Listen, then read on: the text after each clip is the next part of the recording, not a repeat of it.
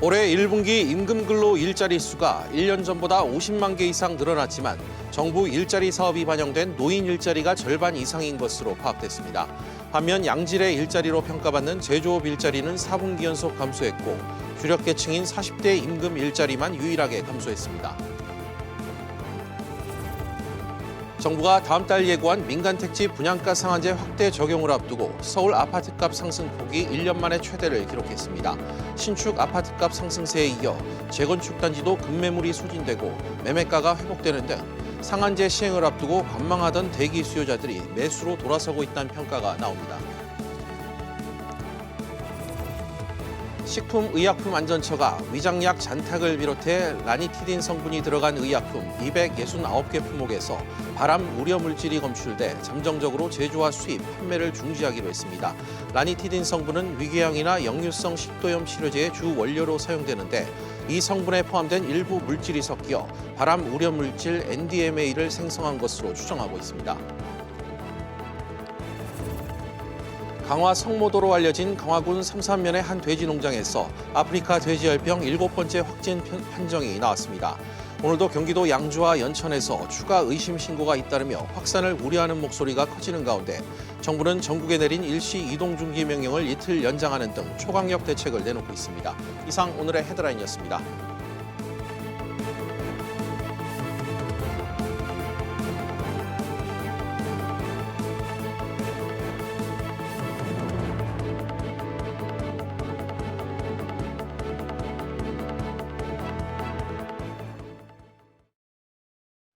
위장약의 주 원료로 사용되는 라니티딘 성분이 포함된 의약품에서 발암 우려 물질이 기준치를 초과해 검출됐습니다. 식품의약품안전처는 해당 의약품에 대해 잠정적으로 제조 수입과 판매를 중지하고 처방을 제한하도록 조치했습니다. 첫 소식 김성훈 기자가 보도합니다.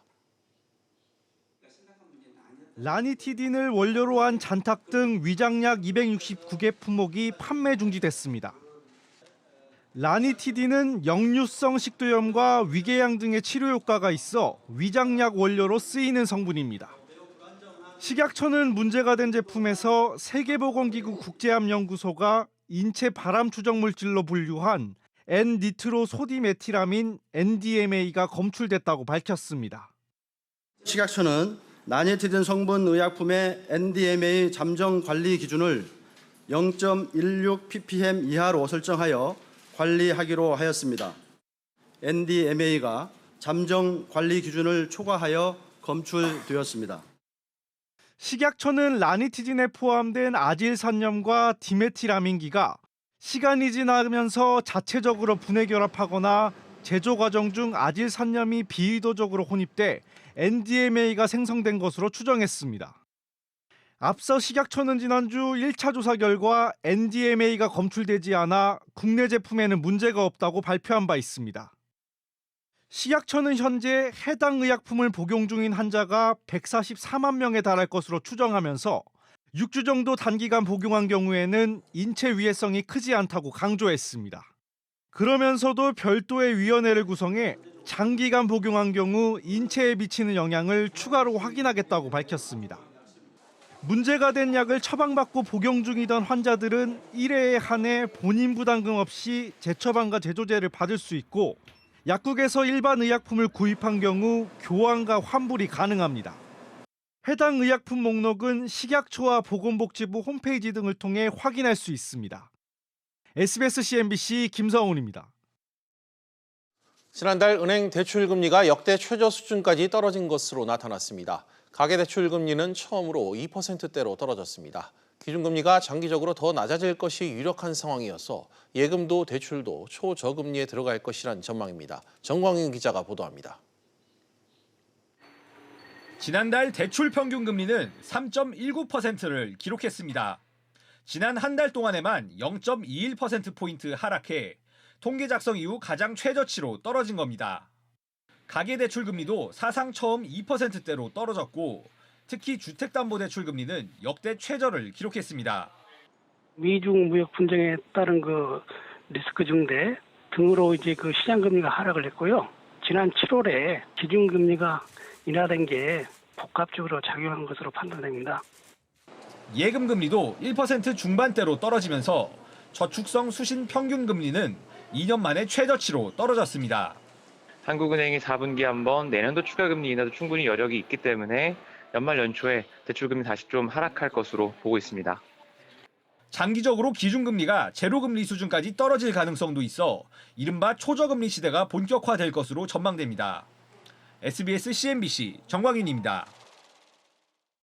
가을 이사철을 맞아 전국의 집값이 들썩이고 있습니다. 서울 아파트값 상승폭이 1년 만에 최대치를 기록했습니다. 전세값도 강세를 보이고 있습니다. 최나래 기자입니다. 서울 아파트값 상승폭이 13주 연속 상승세를 보이면서 이번 주 0.06%나 올랐습니다. 지난해 10월 둘째 주 0.07% 상승 이후 50주 만에 최대치입니다. 지역별로는 강남구와 송파구의 아파트값이 크게 올랐습니다. 지난주 나란히 0.03% 올랐던 두 곳은 이번 주 각각 0.1% 뛰는 등 3배 이상의 상승폭을 보였습니다. 구별 상승폭이 가장 큰 곳은 마포구로 0.11% 상승했습니다. 마포구 아현동 레미안 프루지오 전용 84제곱미터는 최근 로열층이 15억 2,500만 원에 팔리며 역대 최고가를 경신한 것으로 알려졌습니다. 한국감정평가원은 추석 이후 가을철 이사 수요와 함께 추가 상승 기대감이 인기 지역 신축 아파트 수요에 몰려 상승을 주도한 것으로 분석했습니다. 또 지난달 하락폭이 컸던 재건축 등의 매수세가 유입된 것도 상승폭 확대의 요인으로 꼽았습니다. 여기에 지방 아파트값도 하락폭을 줄이면서 전국 아파트값 역시 0.01%로 상승 전환했습니다. 지난해 10월 마지막 주 이후 47주 만입니다. 전세값도 오르는 분위기입니다. 서울 전세값 오름폭이 0.05%로 다소 확대됐고 경기도의 전세값도 0.1%로 지난주보다 많이 올랐습니다. 가을 이사철에 분양가 상한제 대기 수요가 증가하면서 전세 시장도 들썩이고 있는 것으로 보입니다. SBS CNBC 최나리입니다. 아프리카 돼지열병 확산 속도가 점차 빨라지고 있습니다. 어제 인천 강화에서 확진 판정이 나온 데 이어 오늘 오전에도 강화군 내 다른 돼지 농장에서 돼지열병 발병이 확인됐습니다. 현재까지 확진 7건에 추가 의심 신고도 계속해서 늘고 있습니다. 현재 상황 취재기자 연결해 알아봅니다. 엄하은 기자. 네, 엄하은입니다. 네, 강화에서 확진 판정이 추가됐다고요? 네, 오늘 오전 인천 강화군 삼산면에서도 돼지열병 확진 판정이 나오면서 발병 확인 건수가 7건으로 늘었습니다. 농식품부는 어젯밤 해당 농장에서 의심 사례가 발생해 정밀 검사를 진행한 결과 양성으로 결론 났다고 설명했는데요. 삼산면은 강화도 본섬이 아닌 성모도에 있어 감염 경로에 대한 의문이 더 커진 상태입니다. 의심 신고도 늘고 있는데요. 경기도 양주시와 연천군, 인천 강화군 강화읍에서도 신고가 접수됐습니다. 방역당국은 현재 의심 농장에서 시료를 채취해 정밀 검사를 진행 중인데 결과는 오늘 저녁에 나올 것으로 보입니다. 엄 기자, 돼지열병이 계속 확산되는 모습인데 정부도 대응 수위를 높였다고요? 네, 농식품부는 전국이 태풍의 영향권에서 벗어나면서 전국 모든 양돈 농장에서 방역이 취약한 지점을 중심으로 대대적인 소독 작업을 실시할 예정이라고 밝혔습니다. 태풍을 동반한 비바람으로 농장 주변에 뿌려둔 생석회가 씻겨 내려간 경우 소독 효과가 낮아질 수 있다는 데 따른 조치입니다. 농식품부는 이를 위해 전국 각 지역 축협 직원들과 함께 태풍으로 피해를 입은 농장의 복구와 소독 작업 등을 지원하고 농장주들에게 축사시설과 울타리 파손 점검 수리 축사 내부 소독을 당부했습니다. SBS CNBC 엄하은입니다. 현정은 현대그룹 회장이 현대 엘리베이터에게 1,700억 원의 배상금을 지급해야 한다는 항소심 판결이 나왔습니다. 현 회장이 왜 현대 엘리베이터에 손해배상을 해야 하는지 취재기자 연결해 자세한 내용 들어보겠습니다. 권세욱 기자. 네, 권세욱입니다. 네, 현 회장이 현대 엘리베이터에 손해배상을 해야 한다고요? 네, 현대 엘리베이터 2대 주주인 신들로 홀딩스는 지난 2014년 현정은 회장과 현대 엘리베이터 경영진 일부를 상대로 손해배상 청구를 했는데요. 이에 대한 항소심에서 서울구법은 현 회장은 현대 엘리베이터에 1,700억 원을 지급하라고 신들러에 일부 승소 판결했습니다. 재판부는 또 한상호 전 대표에게도 이 가운데 190억 원을 공동 지급하라고 밝혔습니다. 1심 재판부는 현 회장 등에게 배상 책임이 없다고 판단했지만 2심 재판부가 이를 일부 뒤집은 것입니다. 홍 기자, 그런데 이 소송은 어떻게 시작된 겁니까?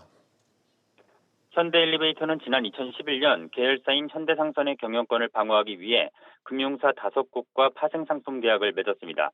우호 지분 매입 대가로 연 5.4에서 7.5%의 수익을 보장해주는 내용입니다.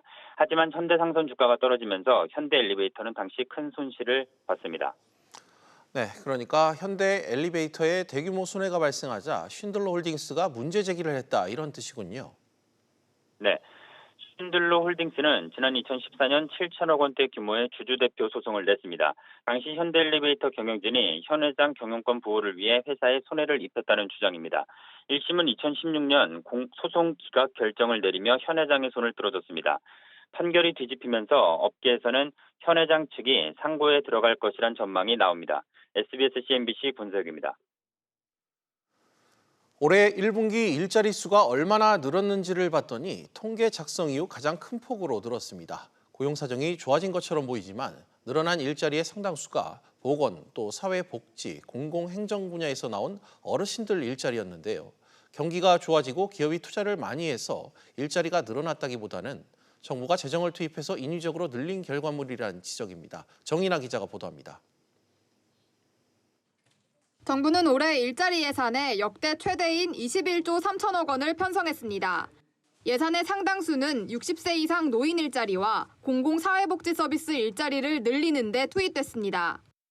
올해 1분기 임금근로 일자리 수가 1년 전보다 50만 3천 개 늘어나 관련 통계를 작성한 이후 가장 큰 폭으로 증가했는데 재정 효과, 즉 일자리 예산이 집중 집행된 결과로 분석됩니다. 연령별 일자리 수를 보면 올해 늘어난 일자리 가운데 절반 이상이 60대 이상의 노인 일자리였고 산업별로는 보건 사회복지업 일자리가 가장 큰 증가폭을 나타냈습니다.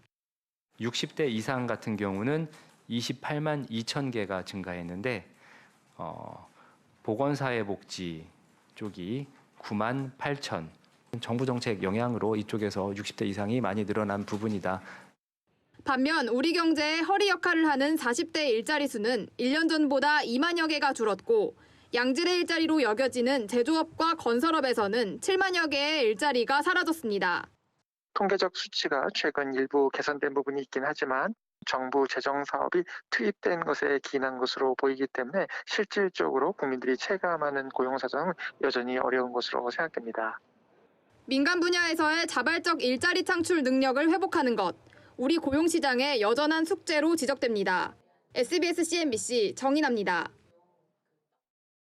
전반적인 금융 안정 상황을 나타내는 금융 안정지수가 지난달 주의 단계에 진입한 것으로 나타났습니다. 무역 분쟁과 장기 불황 등 불안정한 대내외 상황이 금융시장의 불안 요소로 작용하고 있습니다. 취재 기자 연결해 알아보겠습니다. 김성현 기자. 네, 김성현입니다. 네, 금융 안정지수가 주의 단계에 진입한 게 얼마 만입니까? 네, 금융안정지수가 주의 단계에 진입한 것은 3년 6개월 만입니다. 한국은행이 발표한 금융안정상황 보고서에 따르면 금융안정지수는 지난 8월에 8.3을 기록했습니다. 금융안정지수는 실물 분야와 금융 분야 관련 20개 지표를 반영해 산출하는데 지수가 8부터 주의 단계로 진입합니다. 가장 최근 금융안정지수가 주의 단계에 진입할 때가 지난 2016년 2월이었는데 당시에는 중국 증시와 국제 유가가 폭락했습니다. 미중 무역 분쟁과 일본 수출 규제 등 대외 여건이 악화되고 경기 둔화 우려 등이 겹치면서 금융 안정 지수가 3년 6개월 만에 다시 주의 단계로 진입한 것으로 분석됩니다. 네, 또 기업들의 재무 건전성도 안 좋아졌다고요. 네, 그렇습니다. 올해 2분기 기업 대출은 1,885조 7천억 원으로 지난해 같은 기간보다 7.4% 증가한 것으로 나타나는데요. 특히 중소기업 대출이 지속적으로 증가한 데다 대기업 대출도 2분기 연속 소폭 증가했습니다. 기업의 재무 건전성도 올해 들어 대내외 경영 여건이 어려워지면서 다소 악화되는 모습인데요. 매출액은 전기전자 등 주요 수출 업종의 실적 악화로 올 1분기 마이너스 1.5%를 기록하며 전년과 비교해 감소로 돌아섰습니다. 부채 비율도 1분기 말 80.8%로 전년보다 상승하는 등 자산 건전성이 좋지 못한 것으로 나타났습니다. SBS CNBC 김성현입니다. 최근 1년 사이 준공된 아파트 10곳 중 6곳에서 권고 기준치를 초과하는 라돈이 검출된 것으로 나타났습니다. 정의당 이정미 의원은 환경부 국립환경과학원이 서울과 경기 등 신축 아파트 9개 단지 60가구에서 실내 라돈 농도를 측정한 결과 총 37가구에서 권고 기준인 148베크렐 이상이 검출됐다고 밝혔습니다. 이 의원은 한국소비자원이 라돈 마감재의 위험성을 정확히 조사하고 법에 따라 건설사가 해당 제자 수거와 파기 등의 조치를 해야 한다고 강조했습니다. 지난해 4월부터 올해 8월까지 우리나라 여행객이 해외에서 면세 한도를 초과해 신용카드를 사용한 금액이 5조 원을 넘는 것으로 나타났습니다. 관세청이 국회 기획재정위원회 김정우 의원에게 제출한 자료에 따르면 지난 17개월간 600달러 이상의 해외 신용카드 사용 금액은 총 42억 5,600만 달러, 우리 돈 5조 원을 넘어섰습니다. 한도를 넘겨 추가 세금을 내고 통관된 품목 중에는 고급 가방이 66%로 가장 많았습니다. 금융당국이 원금 손실로 무리를 빚고 있는 해외 금리 연계 파생 결합펀드 DLF와 관련해 다음 달 말 제도 개선 방안을 내놓기로 했습니다. 은성수 금융위원장은 국제공공자산관리기구 포럼 후 기자들을 만나 금융감독원의 검사 결과를 토대로 제도 개선 방안을 협의할 것이라며 이같이 밝혔습니다. DLF 주요 판매 창구인 우리은행과 하나은행 등에 대한 금감원 검사 결과를 토대로 제도 개선 방안을 마련할 계획입니다. 대부업체와 저축은행의 순이익이 최근 3년 동안 큰 폭으로 증가한 것으로 나타났습니다. 국회 정무위원회 재윤경 의원이 금감원으로부터 받은 자료에 따르면 대부업체 상위 10곳의 지난해 당기 순이익은 총 5,645억 원으로 3년 전보다 52% 늘었습니다. 같은 기간 저축은행 상위 10곳의 당기 순이익은 72% 증가했습니다.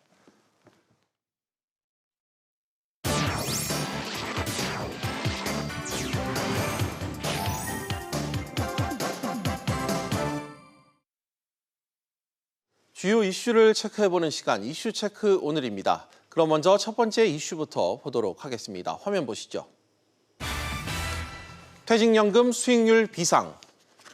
노후 대비를 위해 퇴직연금에 가입하시는 분들 많으신데요. 최근 퇴직연금 수익률이 사실상 마이너스를 기록할 정도이다 보니 대안이 필요하다는 목소리가 계속해서 나오고 있습니다.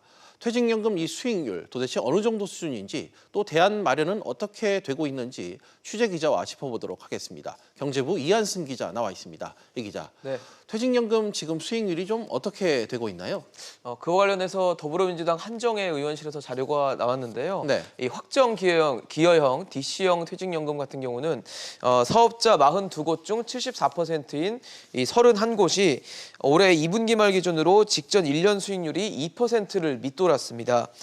또 수익률이 1.5%가 안 되는 곳이 12곳이었는데 지난해 소비자 물가 상승률이 1.5%였으니까 이 12곳의 수익률은 사실상 마이너스인 셈입니다. 예. 또 더 큰 문제는 이게 일시적인 현상이 아니라는 겁니다.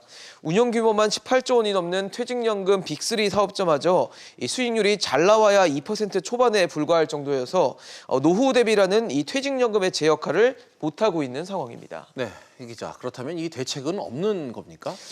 대책이 있습니다. 대책으로 꼽히는 게 이 기금형 퇴직연금 제도인데요. 예. 앞서 말씀드린 이 퇴직연금은 개인이나 기업이나 근로자가 퇴직연금 사업자와 계약을 해서 운용하기 때문에 이 계약형 퇴직연금이라고 부릅니다.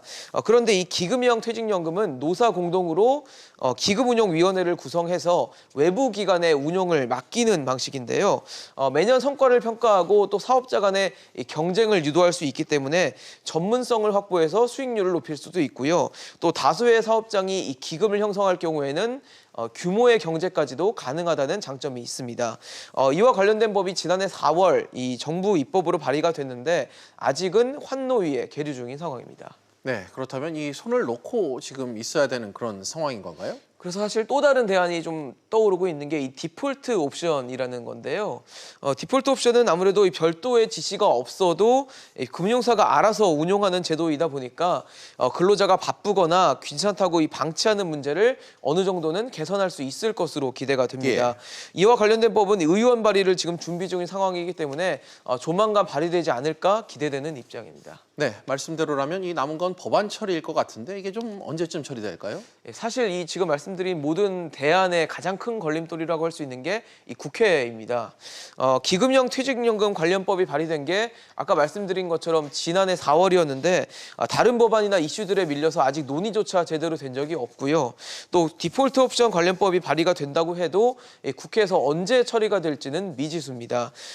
최근 국회 같은 경우는 뭐 아시는 것처럼 조국 법무부 장관을 둘러싼 논란으로 각종 민생 법안이 뒷전으로 밀려 있는 상태고요. 또 내년 같은 경우는 총선 전국으로 접어들기 때문에 법안 처리가 녹록지 않을 전망입니다.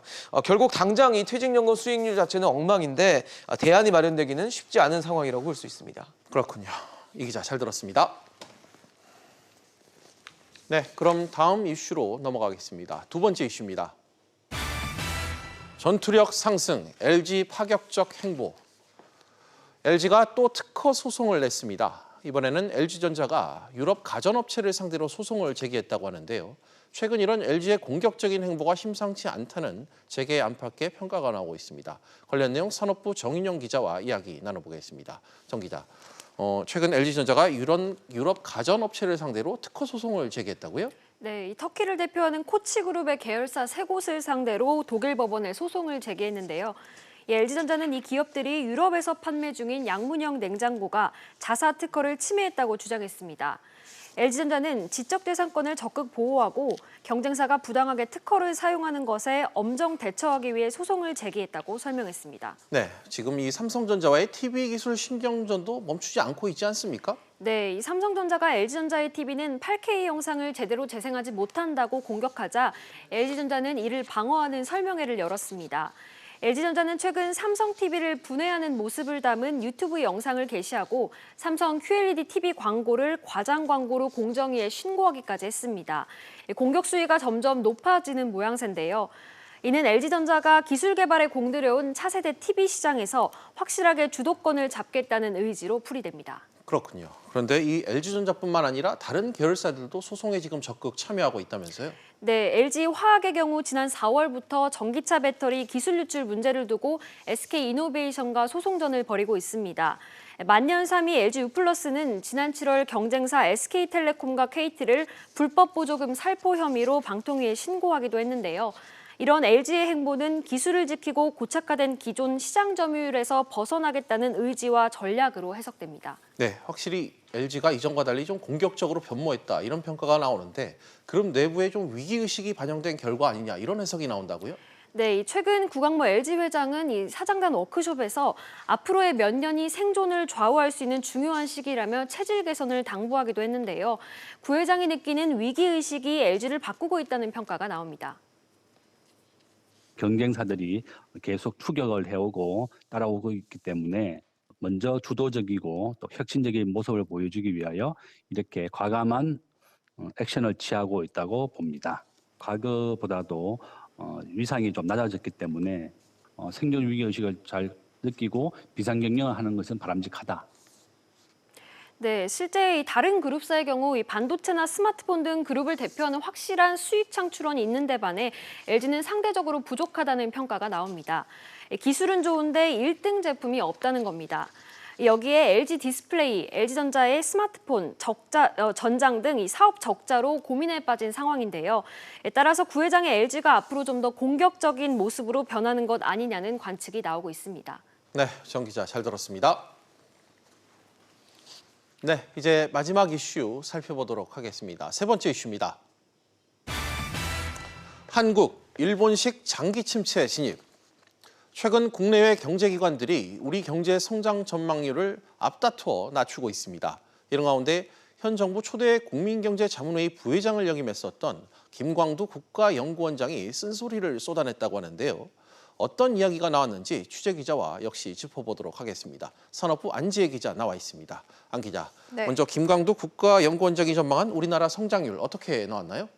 네, 오늘 한국경제연구원의 주최로 한국경제 탈출구는 없는가라는 주제의 특별 좌담회가 열렸는데요. 여기에 발제자로 문재인 정부의 경제정책 이른바 제이노믹스의 설계자로 잘 알려져 있는 김광두 국가미래연구원장이 참여를 했습니다. 김 원장은 이 자리에서 우리 경제가 지금 이대로 가면 내년 이후에는 1%대 성장률이 예상이 된다라고 진단을 했습니다. 네, 다른 경제기관들도 비슷한 전망을 내놓지 않았습니까? 맞습니다. 오늘 민간 연구소인 LG경제연구원이 오늘 그 경제전망 보고서를 발표했는데요. 내년 한국 경제 성장률을 1.8%로 전망을 했습니다. 이보다 앞서 한국경제연구원은 당장 올해부터 1.9% 성장을 전망을 했고요. 경제협력개발기구 OECD 역시 올해 우리 경제가 2%를 간신히 넘긴 2.1% 성장에 그칠 거라고 전망을 했습니다. 네, 이렇게 안팎에서 너도 나도 우려할 만큼 성장률이 좀 좋지 않은 것 같아요. 네, 앵커께서도 아시다시피 우리 경제가 앞서도 1997년 외환위기, 2008년에 국제금융위기를 겪기도 했는데요. 김 원장의 진단에 따르면 당시의 위기는 좀 단기간 유동성이 막히는 급성 질환에 가까웠고 때문에 상대적으로 빨리 위기를 극복할 수 있었다고 합니다.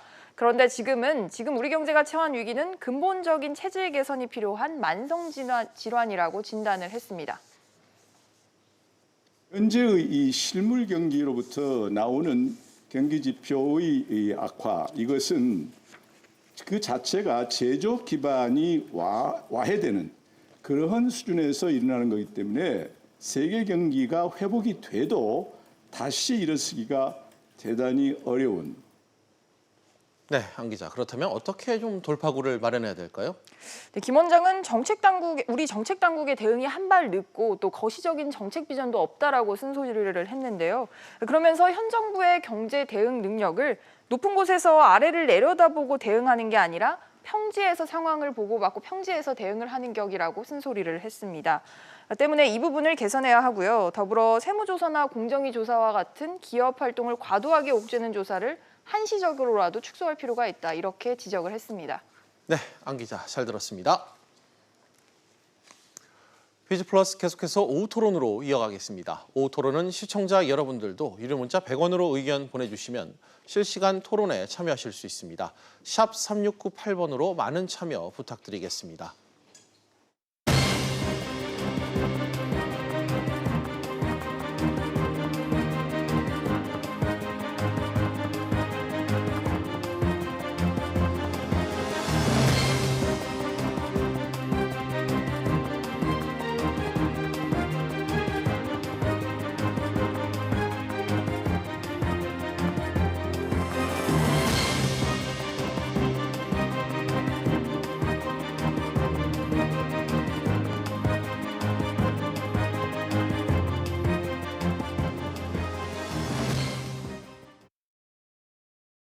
주 52시간 근무제가 시행된 지 어느덧 1년이 조금 넘었습니다. 그 사이 우리 사회에선 일과 삶의 균형, 그리고 저녁이 있는 삶 등 여러 이슈들이 만들어지기도 했죠.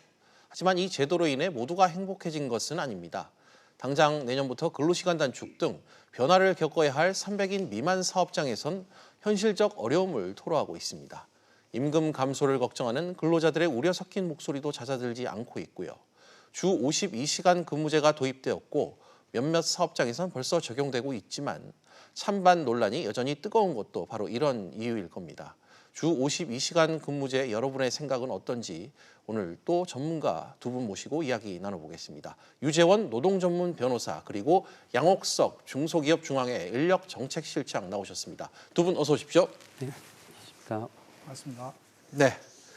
우선 두 분의 기본 입장부터 좀 정리를 해보고 가겠습니다. 먼저 유 변호사님께 여쭙도록 하겠습니다. 주 52시간 근무제 도입이 필요하다. 좀 맞게 보십니까? 어떻게 평가하세요? 네, 이미 15년 전에 우리나라는 주 44시간을 주 40시간으로 법정 근로시간을 줄이는 것에 이미 성공을 한 국가이고요.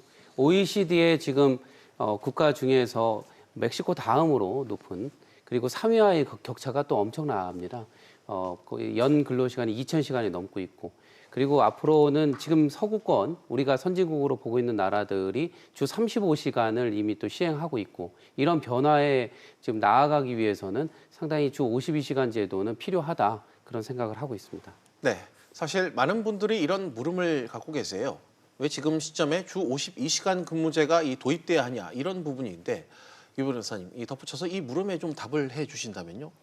네, 지금 52시간이라고 하는 것은 이미 2년 전에 노동법을 개혁을 한번 하면서 68시간까지 그 근로시간이 확장될 수 있었던 것을 줄여놓은 그런 지금 효과가 있고, 다만 그 강제성에 있어서 형사처벌까지도 뒤에 전제하고 있기 때문에 그 강제 효과가 좀 세다.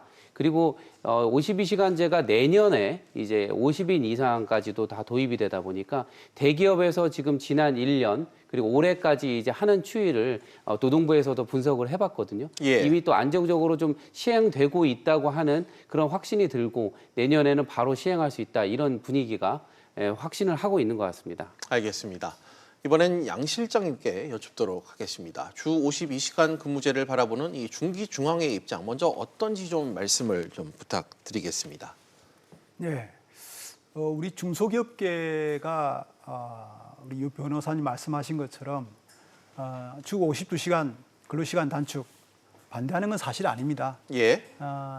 주 52시간 근로시간 단축을 당연히 해야 된다는 입장인데, 그 대신 이 부분에 대해서 어떤 속도 부분, 특히 우리 근로자들의 생산성 부분과 좀 같이 갔으면 좋겠다. 예. 그런 부분이 있고요. 특히 이제 우리 헌법상에서 이제 보장되어 있는 근로자들의 노동의 권리, 이제 근로의 권리라고 할 수 있는 건데, 그 근로의 권리 부분에 있어서는 최소한 내가 돈을 더 벌고 더 열심히 일해서 뭔가 이뤄보고 싶어하는 그런 자율적인 부분에까지 이 부분을 제한하는 것은 좀 바람직하지 않다, 그렇게 생각을 합니다. 네. 이 주 52시간 근무제를 두고 사실 재계단체들 사이에서도 입장이 엇갈리는 것으로 알고 있습니다. 일단 업종이나 이 규모별로 감당해야 할 체감 차이도 있고, 무엇보다 대기업보다 중소기업 쪽에 영향이 크다는 게 방금 실장님 통해서도 말씀이 나오신 것 같습니다. 실장님, 그렇다면 이건 중기중앙의 입장과 궤를 좀 같이 한다, 제가 지금 말씀드린 부분, 이렇게 이해해도 좀 되겠습니까? 예, 그렇습니다. 이제 우리 앵커님 말씀하신 것처럼 네. 대기업과 중소기업의 어떤 격차 부분 분명히 있고요. 이제 기본적으로 우리 일반인들이 생각할 때 대기업은 어느 정도 근로 환경이라든지 또 생산성 이런 모든 부분에 있어서 갖춰져 있기 때문에 예. 이 부분에 있어서 어느 정도 감내할 부분이 있고, 중소기업들은 그 부분이 좀 보완돼야 된다, 이런 예. 부분을 생각하시는데, 사실 그 부분이 저는 기본적으로 맞다고 생각합니다. 그런데 이제 또 다른 부분도 있다. 어떤 부분이냐면 중소기업들이라고 해서 그런 환경이라든지 생산성이 낮은 게 아니고 기본적으로 이제 그런 부분을 갖춰진 데도 있는데, 또 다른 부분이 있습니다. 제가 말씀드리고 싶은 거는 어떤 부분이냐면, 그러니까 대기업들이 마치 갖춰져 있는 것 같지만 실제적으로는 이제 그 업무를 갖다가 우리 중소기업들한테 일부 미루는 부분이 있습니다. 예. 예를 들면 이런 부분입니다. 대기업 제조업체에서 예를 들면 자동차 업체에서 내가 지금 만들고 있는 부분들, 이런 부분들은 금요일까지 일을 하고 나머지 예. 부분들은 주문을 금요일에 이제 중소기업 납품업체에 이제 요구를 하면, 중소기업 특히 이제 그 뿌리 기업들 같은 경우는 이제 주말부터 이제 근무를 시작해야 되는데, 그런 부분들이 상당히 어려움이 있습니다. 누군가는 예. 해야 되는 업무이고, 또 만약에 그 중소기업들이 그거를 해결했다 하더라도 또 다른 2차, 3차 납품하는 과정에서 누군가는 해야 되는 부분이 있기 때문에 마찬가지로 그런 부분들 해결하지 않고서는 결과적으로는 구조적인 문제이기 때문에 이걸 모든 걸 내가 다 근로시간 단축에 맞추겠다, 그래서 이걸 해내겠다는 그런 부분은 조금 무리한 부분이 아닌가, 그렇게 생각을 해봅니다. 알겠습니다. 덧붙여서 하나만 좀 더 여쭐게요. 그 중소기업계에서 52시간 근무제를 1년 정도 유예해달라, 이런 요청을 했던 걸로 알고 있는데, 실제로 좀 실태 조사를 하시면서 업계의 좀 체감도, 그 피부로 좀 느끼는 부분이 어떤 게 좀 있었었나요? 예, 저희들이 그 7월 말부터 한 8월 초 정도 예. 조사를 했었고요. 그때 결과를 보면 실제로 이 근로시간 단축에 대해서 열심히 준비를 하고 있다. 네. 하지만 이제 제대로 되는지 지금 확인이 안 되는 부분들이 있습니다. 그래서 지금 현재까지 그 부분을 준비를 못했다고 하는 업체들이 저희 파악한 바로는 한 56% 정도 예. 지금 나와 있는데, 그렇다 그러면 이것을 무리하게 지금 내년에 막바로 추진하기보다는 대기업 같은 경우에도 실질적으로 300인 이상이라 할지라도 예. 한 9개월 정도 유예 기간을 뒀다고 이제 저희가 알고 있는데, 중소기업에 대해서도 충분히 이런 부분들 1년 이상의 유예 기간을 두되 현장에서 준비를 철저히 하는 부분, 예. 그 부분이 필요하고, 두 번째 방금 제가 말씀드렸다시피 구조적으로 자체적으로 이거를 우리가 노력해도 안 되는 부분이 분명히 있을 겁니다. 예. 이런 부분들은 제도적으로 보완할 수 있는 시간 이것을 좀 달라 이런 측면에서 저희들이 1년 이상을 요구를 했습니다. 알겠습니다. 본격적인 토론에 앞서 두 분의 입장 간단히 좀 짚어봤습니다. 그간 우리 노동시장에선 이 장시간 근로, 이에 따라 이 근로자들이 계속 과로에 내몰리는 상황, 꾸준히 문제점으로 지적이 되어 왔었습니다. 그래서 이 장시간 근로에 대한 관리와 감독이 필요하다는 게 정부의 인식이었고 주 52시간 근무제 도입에 시발점이 되기도 했습니다. 저희도 이 토론을 출발점에 서서 다시 좀 시작을 해볼까 하는데요. 먼저 유 변호사님, 우리나라가 이 전 세계에서 가장 노동시간이 길다 이런 지적은 익히 알려진 사실입니다. 그래서 이 산업재해 빈번하게 발생하고 있고 요새 유행하는 이 워라밸도 딴 나라 얘기처럼 여겨지기도 일각에선 하고 있습니다. 이 상황을 좀 어떻게 진단을 하고 계십니까?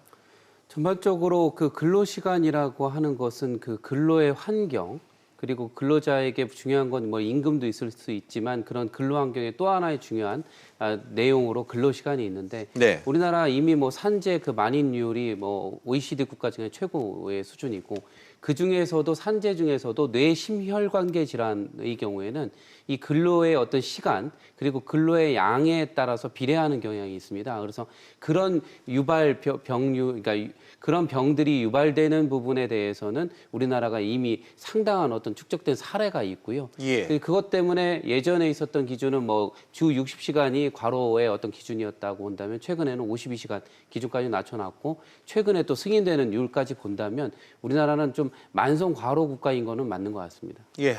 완성 과로 국가 이 근로와 건강 문제를 좀 개략적으로 짚어주셨는데 그런데 단순히 생각을 해봐도 노동 시간이 줄면 노동 생산성이 떨어진다 이런 생각도 할 수 있을 것 같습니다. 이에 따른 문제점에 대해서는 좀 어떻게 보세요?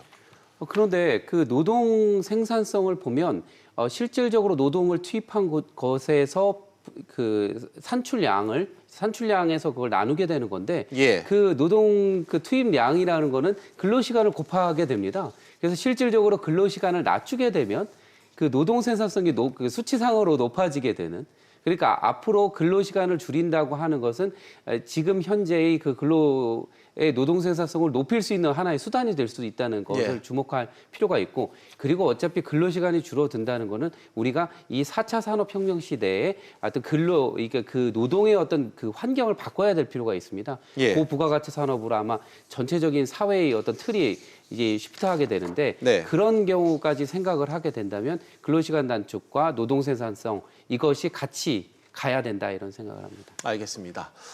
양 실장님, 노동 시간을 줄여도 이 생산성을 향상시킬 수 있다 이런 취지의 말씀을 좀 했는데 답은 좀 들어봐야 될 것 같습니다. 양 실장님, 좀 어떻게 이 부분을 생각하십니까? 예, 그 생산성 부분 그런 부분들에 대해서는 뭐 우리 변호사님 이야기하신 부분 맞다고 생각을 하고요. 네. 그런데 현실적으로 우리 지금 수준의 어떤 생산성을 보지 않고 그냥 일방적으로 제도상으로 달려갈 때 우리가 탁상공론이 될 수밖에 없다 그런 생각을 하는데 지금 현재 현실 이 부분은 이제 OECD가 지금 그 발표하는 생산성에 대한 그런 그 자료들이 있는데 지금 현재까지 2017년도까지 이제 발표가 됐습니다. 근데 우리나라가 거기에 노동 생산성 그 수치는 지금 한 34달러 정도로 제가 알고 있는데 1인당 그 34달러 정도로 알고 있는데 전체 OECD 국가의 30개국 중에서 29위거든요. 꼴찌에서 두 번째인데 그렇다 그러면 그런 생산성이 개선되지 않은 상태에서 무조건적으로 이 제도를 도입했을 때 자동으로 올라갈까 이런 부분들에 좀 의문이 있는 게 사실입니다. 또 한 가지는 뭐냐면 우리나라의 어떤 장점들 우리 제조업, 중소제조업의 장점이라고 했을 때 크게 보면 이게 속도라 그럴까요? 그 부분이 가장 큰 장점이라 할 수 있습니다. 그러니까 우리가 뭐 삼국지라고 할 때 극동의 삼국지 했을 때 중국과 일본과 우리나라.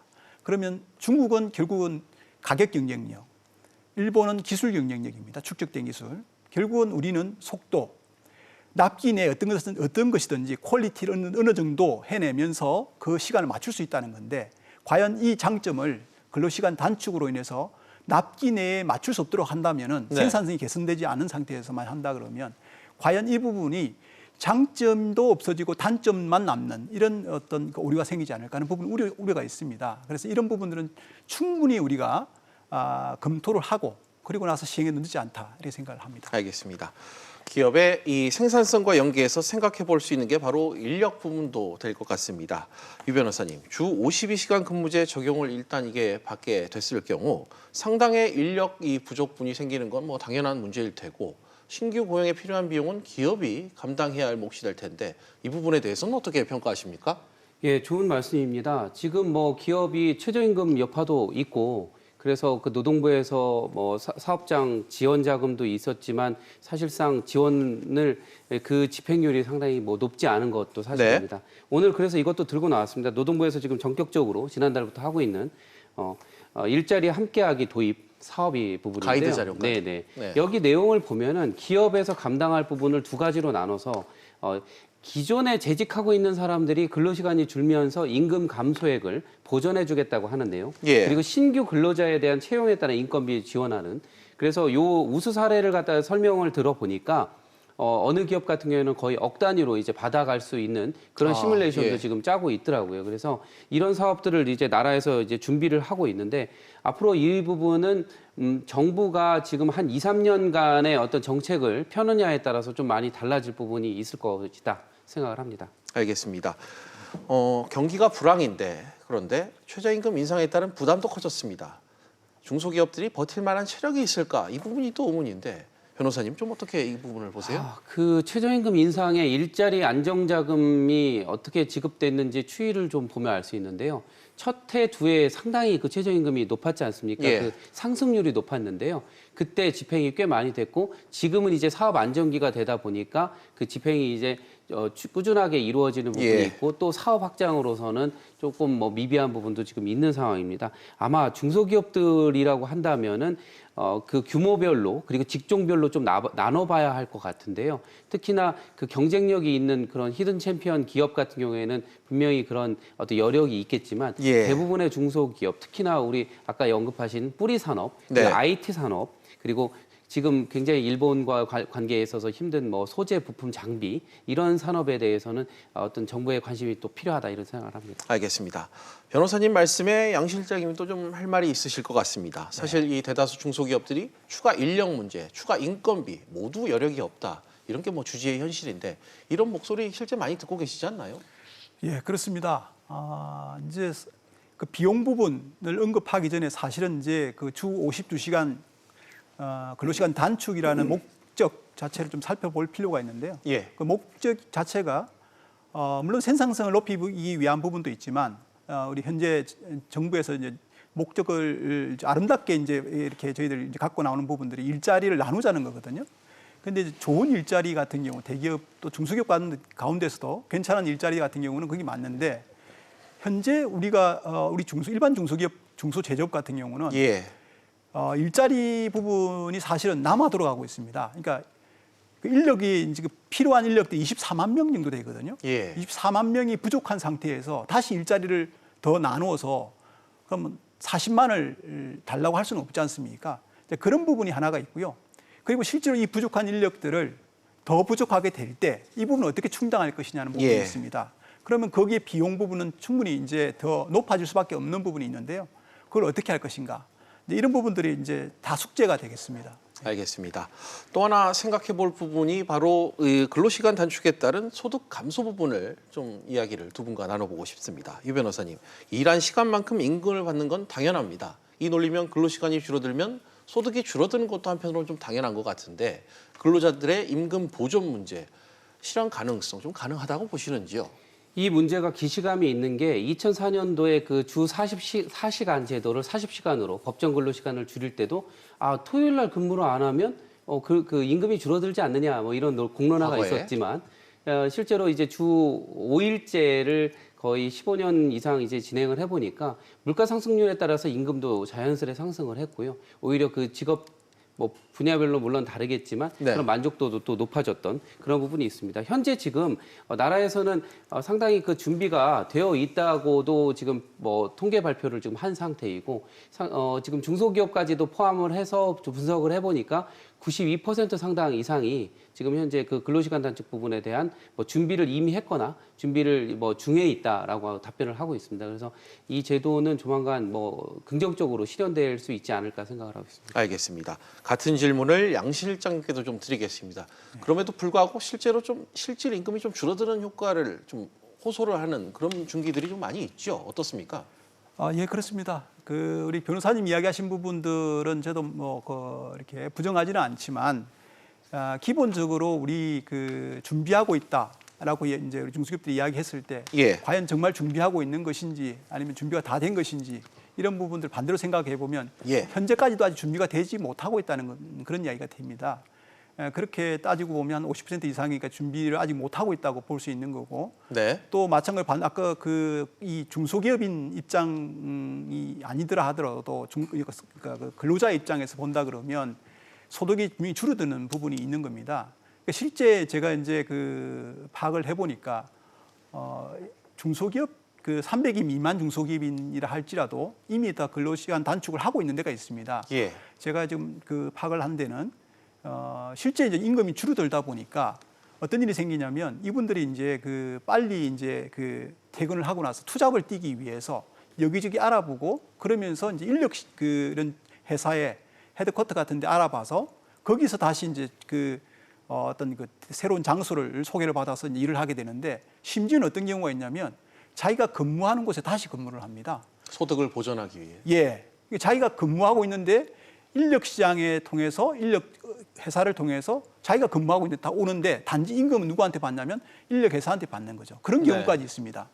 이게 그러니까 의미 자체가 제도를 이렇게 빽빽하게 아주 촘촘하게 이렇게 만든다고 해서 다 이게 보완되는 것이 아니라 또 다른 이제 또 문제가 생기기 때문에 결국은 제도의 문제라기보다는 우리가 어느 정도의 한계만 정해놓으면 나머지 부분은 우리가 유연하게 판단해서 그 가운데서 좀 우리가 좀 융통성 있게 적용하는 게 중요하다. 저는 그렇게 보고 있습니다. 알겠습니다.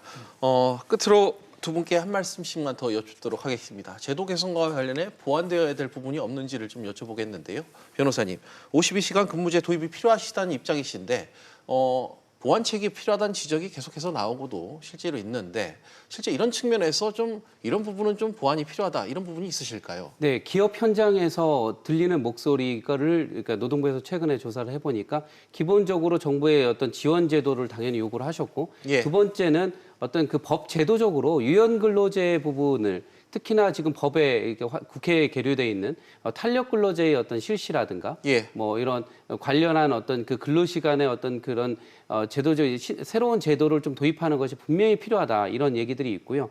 그리고 독일의 노동 4.0 녹서 백서라는 어떤 발간물이 2015년, 16년, 17년 이렇게 나왔는데 이 발간물에 보면은 어떤 결과물에 대해서 근로자의 노동을 가치를 평가하는 것이지 시간을 가지고 평가하는 것은 이제 구시대적인 부분이다라는 분석이 나와 있습니다. 우리가 노래방에서 노래를 하지만 어떤 가수가 부르는 4부는 굉장히 듣기 좋고 뭐 흐뭇할 수 있지만 또 음치분이 부르시면 굉장히 또 듣기 거북하거나 그럴 수 있잖아요. 같이 그러니까 제한된 시간 내에 어떤 성과를 퍼포먼스를 내도록 하는 어떤 제도적인 법 제도가 필요하다 이런 생각을 합니다. 알겠습니다.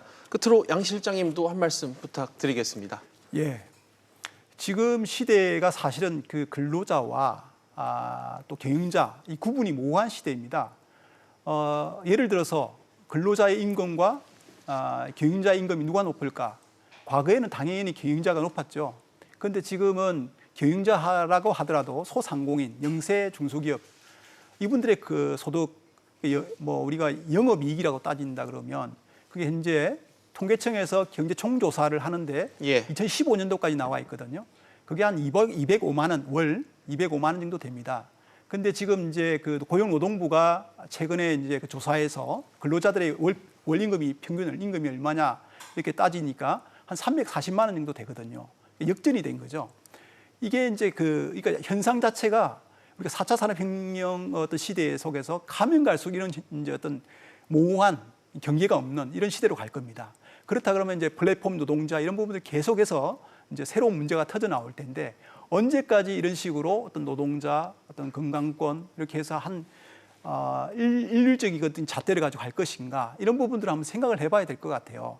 그런 차원에서 저희들이 이제 그 유예 기간이란 부분들을 가지고 이제 저희들이 이제 주장하고 또 실제 그 우리 의원님께서 여당 의원님께서도 실제로 발의를 하셔서 최대 4년까지 유예하는 걸로 나와 있는데 이 기간 동안에 자발적으로 우리 근로자와 중소기업인 간에 서로 합의만 된다 그러면 어느 정도 융통성이 있게 실제로 일본 같은 게 그렇게 하고 있는데 융통성이 있게 월 단위라든지 연 단위라든지 이런 부분에 어떤 한도를 정해놓고 그걸 넘어서지 않는 범위 내에서는 자유롭게 좀 일할 수 있는 그런 제도가 마련돼야 되겠다 이렇게 이제 생각을 해봅니다. 네, 알겠습니다. 오늘 두 분 말씀 여기까지 듣도록 하겠습니다. 오늘 나와주셔서 감사합니다. 네, 감사합니다.